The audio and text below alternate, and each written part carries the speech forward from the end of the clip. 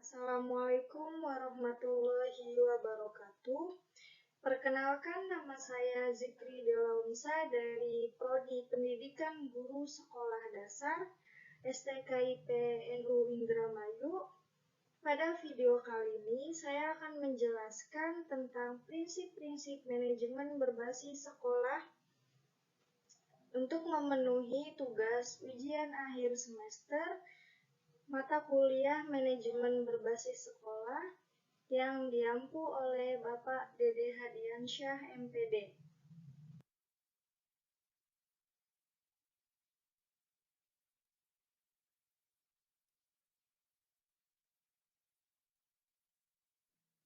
Ada 5 prinsip penerapan manajemen berbasis sekolah. Yang pertama, kemandirian. Sekolah yang mandiri dapat diartikan sebagai sekolah yang mampu menyelesaikan segala permasalahan tanpa terlalu mengandalkan campur tangan dari pemerintah pusat.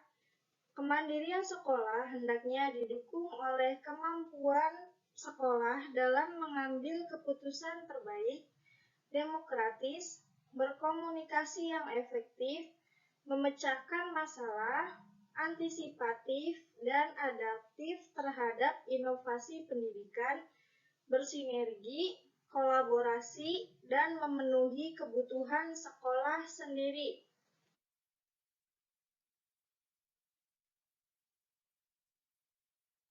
Prinsip penerapan yang kedua yaitu kemitraan. Kemitraan yaitu jalinan kerjasama antara sekolah dengan masyarakat, baik individu, kelompok, atau organisasi yang saling menguntungkan untuk meningkatkan kualitas pendidikan di sekolah.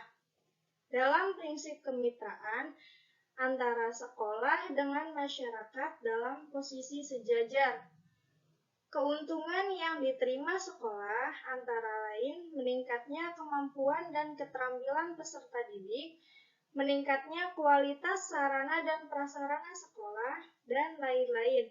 Sedangkan keuntungan bagi masyarakat biasanya dirasakan secara tidak langsung, misalnya tersedianya tenaga kerja terdidik, dan lain-lain.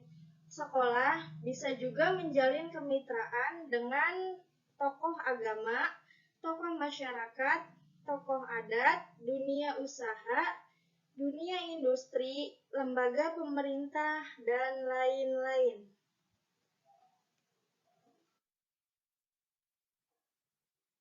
Prinsip penerapan yang ketiga yaitu partisipasi. Partisipasi dapat dimaknai sebagai keterlibatan para pemangku kepentingan secara aktif. Konteks partisipasi dalam implementasi MBS antara lain dalam hal pengambilan keputusan dan mengelola sekolah. Keikutsertaan mereka dapat dilakukan melalui prosedur formal, yaitu komite sekolah atau keterlibatan pada kegiatan sekolah seperti peringatan Hari Besar Nasional, mendukung keberhasilan lomba antar sekolah, atau pengembangan pembelajaran. Bentuk partisipasi dapat berupa sumbangan, tenaga, dana, dan sarana prasarana serta bantuan teknis, antara lain gagasan tentang pengembangan sekolah.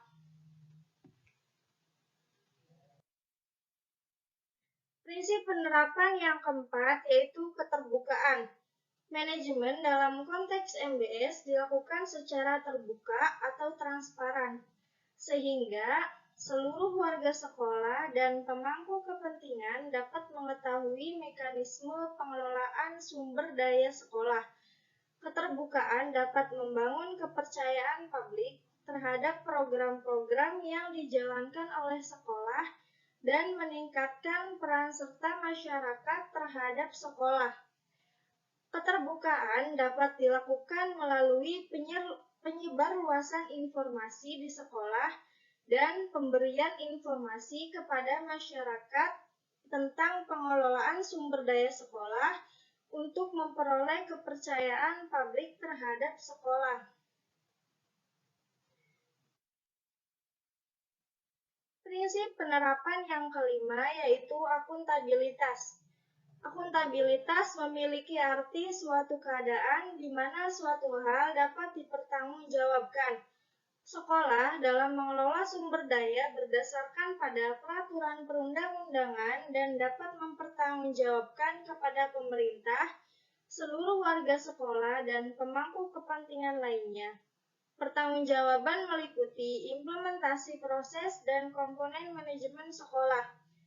Pertanggungjawaban juga dapat dilakukan secara tertulis dan tidak tertulis, disertai bukti-bukti administratif yang sah atau bukti fisik seperti bangunan gedung, bangku, dan alat-alat laboratorium.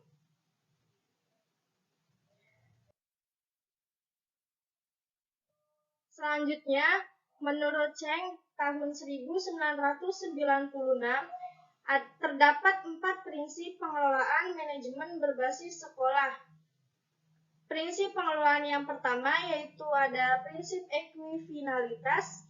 Prinsip ini didasarkan pada teori manajemen modern yang berasumsi bahwa terdapat beberapa cara yang berbeda-beda untuk mencapai suatu tujuan. Artinya, sekolah harus mampu memecahkan berbagai permasalahan yang dihadapinya dengan cara yang paling tepat dan sesuai dengan situasi dan kondisinya. Walaupun sekolah yang berbeda memiliki masalah yang sama, cara penanganannya akan berlainan antara sekolah yang satu dengan yang lainnya. Prinsip pengelolaan manajemen berbasis sekolah yang kedua ada desentralisasi. Prinsip desentralisasi dilandasi oleh teori dasar bahwa manajemen sekolah dalam aktivitas pengajaran menghadapi berbagai kesulitan dan permasalahan. Artinya di sini adalah pendidikan adalah masalah yang rumit dan kompleks, sehingga memerlukan desentralisasi dalam pelaksanaannya.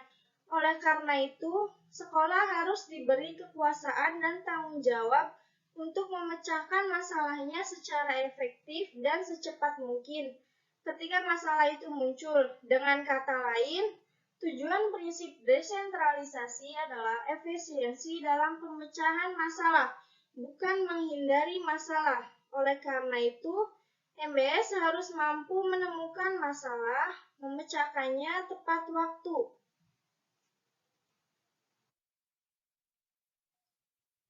Prinsip pengelolaan manajemen berbasis sekolah yang ketiga yaitu prinsip sistem pengelolaan mandiri, memiliki otonomi untuk mengembangkan tujuan pengajaran dan memecahkan masalah yang dihadapi dengan caranya sendiri. Ketika sekolah menghadapi permasalahan, maka harus diselesaikan dengan caranya sendiri. Dengan adanya kewenangan di tingkat sekolah, maka sekolah dapat melakukan sistem pengelolaan mandiri. Prinsip pengelolaan MBS yang keempat yaitu inisiatif manusia. Prinsip ini menekankan pentingnya sumber daya manusia, terutama di sekolah, untuk lebih berperan dan berinisiatif. Oleh karena itu, potensi sumber daya manusia harus selalu digali, ditemukan, dan kemudian dikembangkan.